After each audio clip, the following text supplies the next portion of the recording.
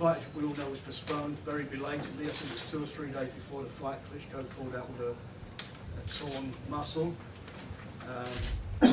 Very big disappointment for Derek, and there was a big worry for us at the time that maybe because of the contract, and I think we explained it to you in previous press conferences, that maybe he might go elsewhere, but we managed to keep the faith and work hard on Derek's behalf, and we secured the fight. So Derek's back in the game. Big opportunity for him, as we've said before. And I really do have a lot of faith in him, and I do think that if, as I've said before, if confidence can win a fight, I'm sitting next to the guy who's going to become champion as well, because he faces this fight for his life, and you know, he's sacrificed so much to keep himself in condition, you know, to keep the belief in the fight will go on, and hopefully that will work out for him on April the 30th in Germany. Anyway, we've got Derek here and his trainer Charles, so if you've got any questions, please feel free to ask them. Is it the microphone? Just 1 second, move the microphone. Oh, nice.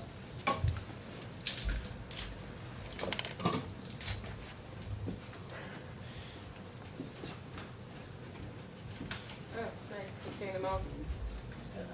Thank you.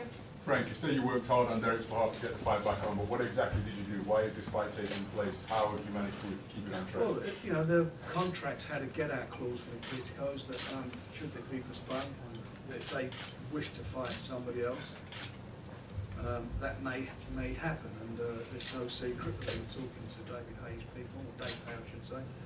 But thankfully, true to form, Adam Booth and David Hay made it an easy decision for them to make with their negotiations. A bit like what we're going through at the moment, or we went through for about the last 2 weeks, trying to make James DeGale and George Groves. You know, I read some of the things that have been said by Adam Booth and by David Hay about how difficult it was and how difficult Klitschko's were.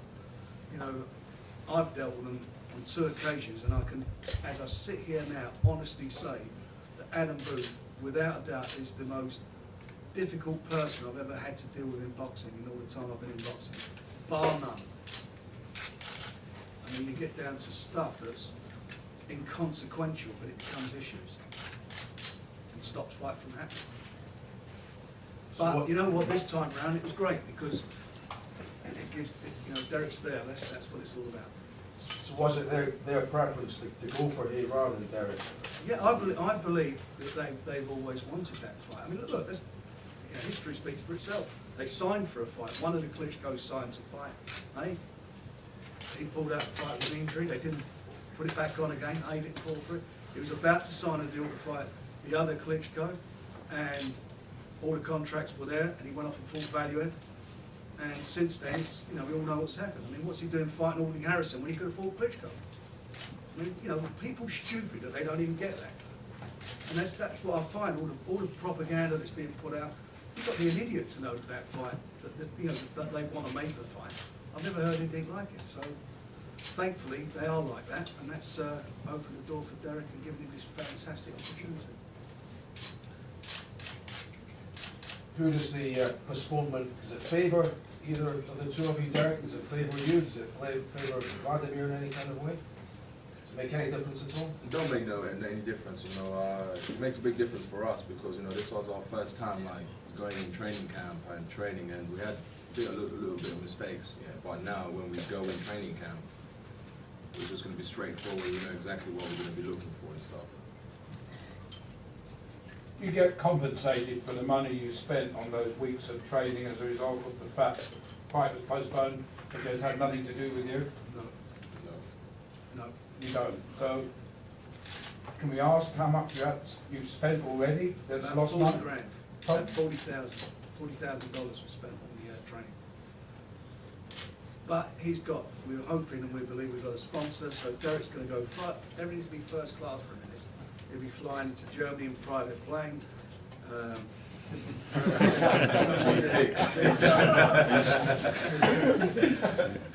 Albeit, it's private, I just hope he likes hang gliding. going back to Scotland training, Derek? Yeah. Definitely. 100%, I'm going back there. When? I don't know yet. Charles is still sorting out the program, so when the program is done, he'll let me know when we'll be here. How was that last time? It was great. Apart from cold. It wasn't that cold, to be honest. I was walking around there with my t-shirt off. It wasn't that cold. And who will you be bringing into sparring? No idea. That's up to Charles and Dean. You're not volunteering, Mike. Not big enough. Derek, what makes you so confident you can win the fight? Listen, I'm still confident since it comes to the fight. I love training and I love fighting a guy who loves to come fight, and I'm so excited. You don't understand, it's when I box in front of like 200, 300 people. I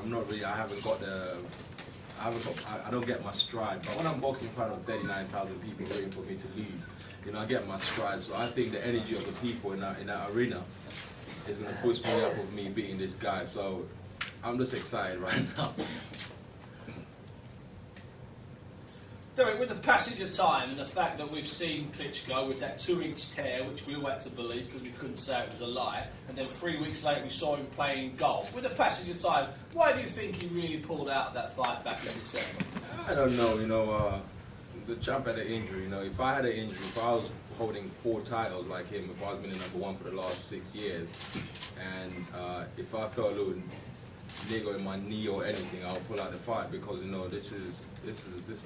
there's so much money invested in me. So I'll pull out. I'll do the same thing he done anyway, and then regroup myself and stuff like that. So I don't mind he pulled out, to be honest with you. Do you think maybe he hadn't prepared properly for you last time? Maybe he didn't, he took me for granted, though. That's fine with me. But I think this time, if he hasn't prepared, I think he's going to prepare very well, and I'm going to prepare much harder than him actually this time as well. Frank, just to clarify, the first deal was a 3-fight deal, is that correct? It's exactly the same. And it's contract. exactly the same contract. And let me tell you, all the people, there are people out there who think this is a total mismatch, bro. They're going to be in for a shock. And I'm going to go round to them all afterwards. And we're looking at all in the eye. Yeah. All in the eye. This is not a mismatch. I'm telling you what, he is going to give Klitschko a fight. Derek, why do you think it is that all of the Americans that have got in the ring with Klitschko, and they've had 12-week training camps, they've had all these genius trainers with them, they get in the ring and they stay freeze, they box like they've never been in the ring and they fall after 8 or 9 rounds. Why do you think, you as well, Frank, why do you think that? I'll tell you exactly why, because the American heavyweights are not as good as the British heavyweights. It's as simple as that. You've got to look at all these names. None of these guys, none of these American heavyweights have done anything. You go down there, you look down the list who they fought. It's no secret, the Americans are not delivering heavyweights anymore. The power of the heavyweight division is in Europe. It has been for the last, since we go to Lennox Lewis, you talk about the Klitschkos, you talk about David Hay, even Herbie Hyde won a title. You look at all that, the power's always been in Europe for a long time. He's fighting a European fighter.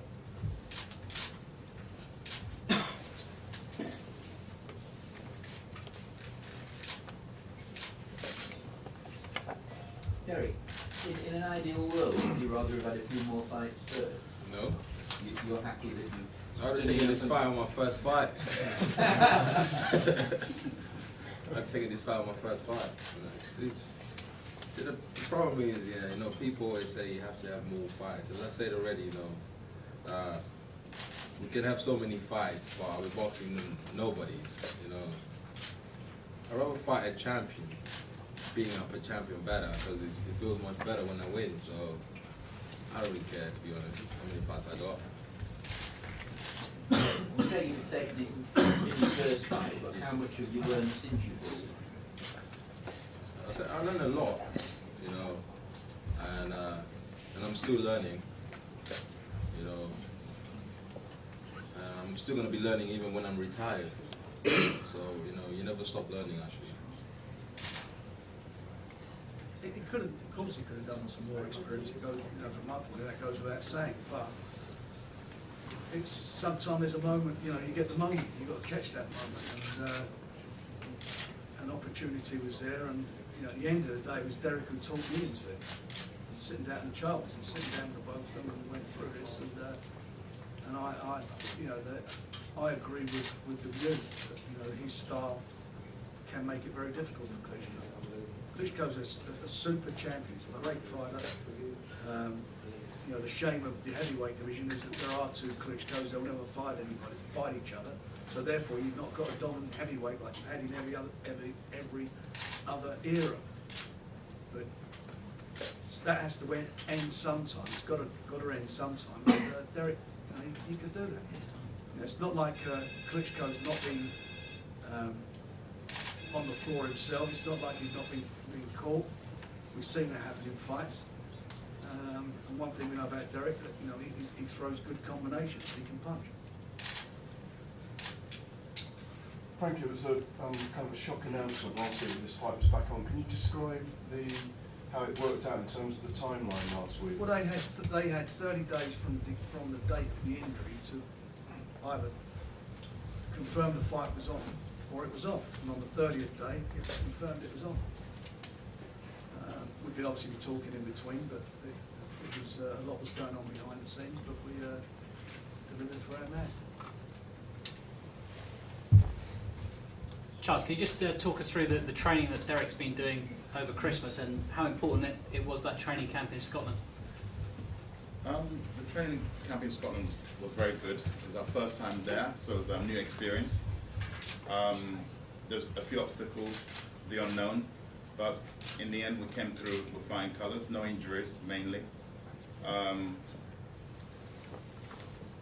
All through when the fight was cancelled, we had to regroup, rethink if it's going to be on or not on. So you have to be really careful.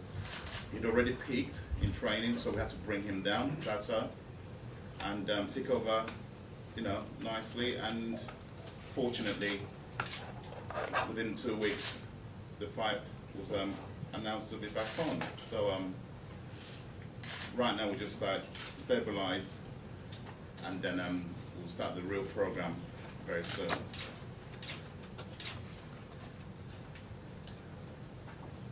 Now, Steve, you mentioned earlier about the Americans and the preparation. You look since 2006. You thought Chris Burden was a small guy, middleweight. Calvin Brock, you know, Ray Austin, Lamont Brewster, Tony Thompson, Ruckman, who's an old guy, and Eddie Chambers. You know, they're hardly household names in America, those guys. But they're the best that's out there for over that 5-year period, and they did have big camps. Absolutely beat decent everybody money. there is to beat, but you know what? I'd fancy Derek of all those guys. You know, I'd fancy him with Eddie Chambers. I'd make that fight now. Eddie Chambers he got stopped in the 12th round. You know, Samuel Peters, African fighter. Not American, but if you look down that list, that tells you, for me, tells me why he's so dominant. The point I was making is that they all box so badly, and they all box without clue. Even though you'd think that they were training in American gyms to fight a guy that was 6'7" with long arms, they just froze. They were clueless. You know, he's a very very Eastern European style. Got a superb jab, and obviously Emmanuel Stewart brings something to the party with, you know, the Americanisation in some ways of his style. But what he doesn't do too much, he doesn't fight inside, and the key to it is actually taking the fight to him. These guys all backed off him and fought his fight. And by standing off somebody who's got a great jab like he's got, you're fighting his fight.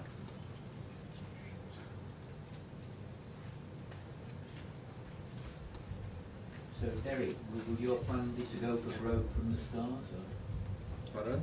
will your plan to be have a look at him in the early rounds, or will you go for broke from the first bell? Or? I ain't coming there to look at him, am I? I'm coming to fight.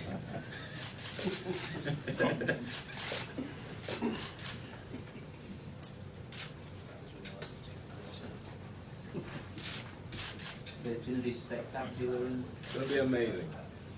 Don't get there late, is it? Pardon? It's going to be spectacular and don't get there late. Exactly. While you park in your car, you know, with a first round knockout, he got knocked out. You seriously think you can knock him out? Oh yeah. I hope he's prepared to where I want to go. Sorry? I hope he's prepared to where I want to go. Because I don't think he has been there yet. What weaknesses do you see in him? So many weaknesses. You going to tell us? I'll let you find out when I knock him out.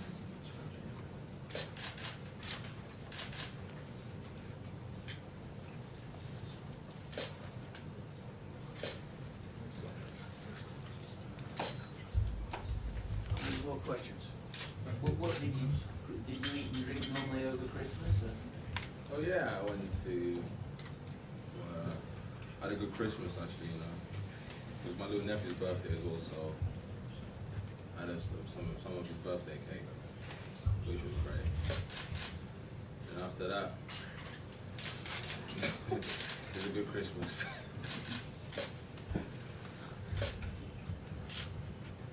I mean, you talk about Klitschko, you've got to respect him, haven't you? You respect him. Oh, yeah, there's certain respect you have to give the guy, you know. And then after that, you know, it's a fighting game we're in, you know. I think, you know, you could not disrespect him. He's been such a dominant heavyweight, he's been such a, you know, a great champion. But if you're going to fight somebody, as much as you respect him, you've got to also have a little bit of different. You've got to respect your own ability and have faith in yourself to get in there. I don't think it's a matter of disrespecting him. Derek feels, he genuinely does feel this, and it's, you know, it's not rubbish to sell a fight, right? We're not selling tickets over here. He does believe that he can do this. And I've sat down with him and we've talked this through, and he genuinely believes that he can do this as the chance.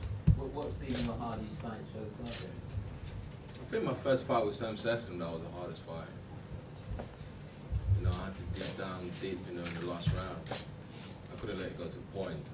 You know, that was the hardest fight. And how much better is Klitschko than Sam Sexton?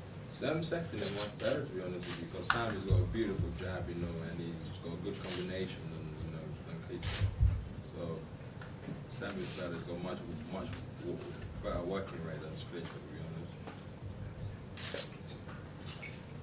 Frank, if Derek does beat Vladimir Klitschko, does knock him out, when he beats him, when he knocks him out, how will that rank as upsets in the heavyweight division? Where will it rank on? For a guy who's had 14 fights to win a world heavyweight title, I think it's going to be the biggest upset he's ever in, as far as British boxing is concerned. I think it takes everybody. You know, it's the heavyweight division, it's supposed to be the premier division. As I say, a guy who's in his 15th fight to win Britain, I think it's as bigger upset as, there's probably a bigger upset than Spinks beating Ali. Because Spinks came in as an Olympic champion. It'd be a huge upset on paper.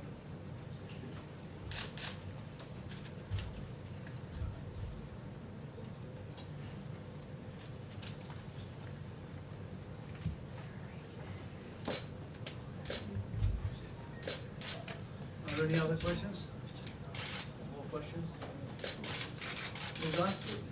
Thank you very much.